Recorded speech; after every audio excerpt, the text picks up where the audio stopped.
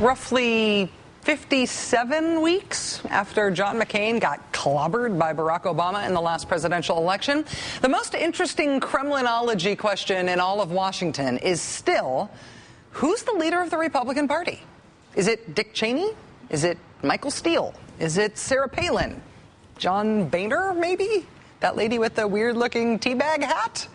Who is the standard bearer of the post-George Bush, post-John McCain Republican Party? How about John McCain?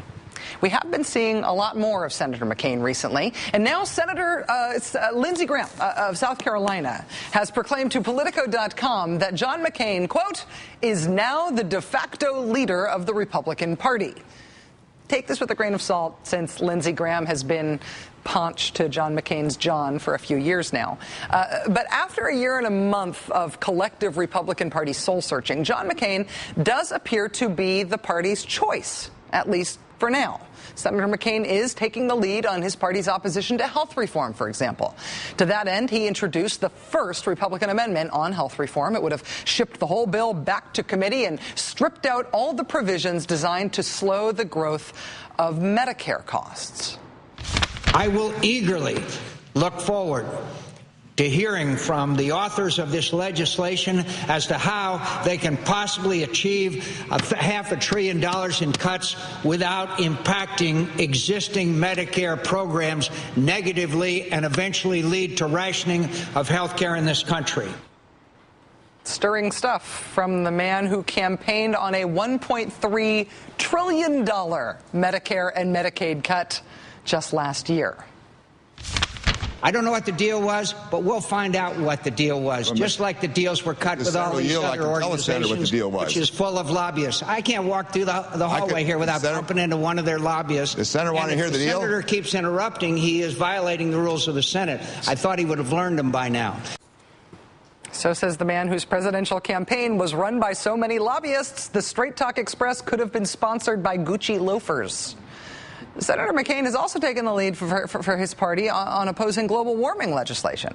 In the Senate, the global warming bill is basically tripartisan. It's being written by Democrat John Kerry, Independent Joe Lieberman, and Republican Lindsey Graham. According to Senator McCain, quote, their start has been horrendous. Obviously, they're going nowhere.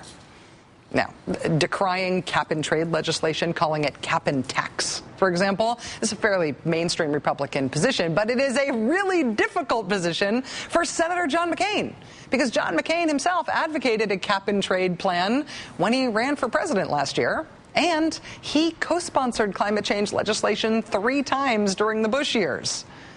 Senator McCain is the GOP's latest solution to the leadership problem that seems to have befuddled the party all year long. That said, he is also probably the single most awkward choice they could have made on health care, on the issue of lobbyists, on climate change, on most of the big political issues the party's facing right now. Joining us now is Democratic strategist Chris Kofinas. Chris, thanks very much for your time tonight. Good evening, Rachel. As a Democratic strategist, give me Democratic pluses and minuses to John McCain as the new de facto leader of the Republican Party. Well, the pluses are, from the Democrats' perspective, you have a 72-year-old Republican senator who ran for president, lost by 7 points, is clearly conservative. It clearly changed in a lot of dramatic ways from the maverick that was, pretty beloved by a lot of Americans, including a lot of Democrats. So, I mean, the pluses are he is probably just a terrible spokesperson for the party if they want to go in a new direction. In terms of the minuses, he still has a lot of gravitas, a lot of credibility with the media. He's able to get a lot of attention, as we know. So he's a powerful voice. But unfortunately, that voice is really kind of, I would say, out of touch with where a lot of voters are today. In terms of talking about his age, him being 72 now, do you raise that because it's unlikely that he would be mounting another campaign for president at the age of 76? Well, I raise it, not to be cute about it, but, we're operating, I think, in a different realm. Part of that is, with President Obama, he's fresh, he's charismatic, he's new, and that was part of, I think, the attraction the American voters had to him.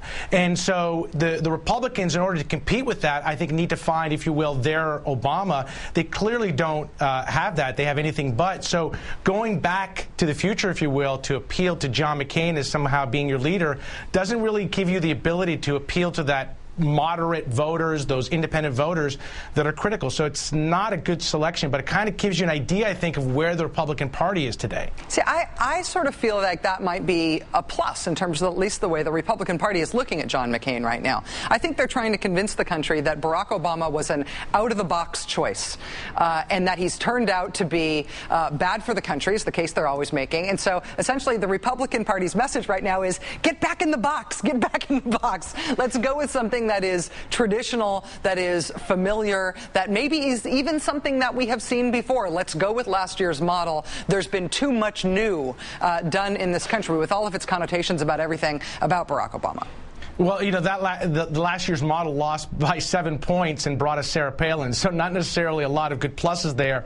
You know, I think the Republican strategy, I think you're right about that. That is their kind of strategy. The problem with that is I think it misreads where the electorate is. I'm not saying that everything is hunky-dory and there's not a lot of questions, concerns about, you know, the Democrats and what we're doing right now. But the Republican strategy basically is to go out there and say we're all wrong and basically ignore the fact that their 8 years that they controlled the White House, as well as the 6 years they controlled the Congress, put us in a position that forced this administration to do some pretty dramatic and significant things. So they don't have that policy vision, that leadership that I think will attract voters. They may win some seats, and there's no question about that, but in terms of reshaping their party and redirecting their party, I just don't see how they do with John McCain at the helm. Chris Kofinas, Democratic strategist, giving up part of his Friday night to be with us. Chris, thanks very much for joining us. Really appreciate it. Thanks, Rachel.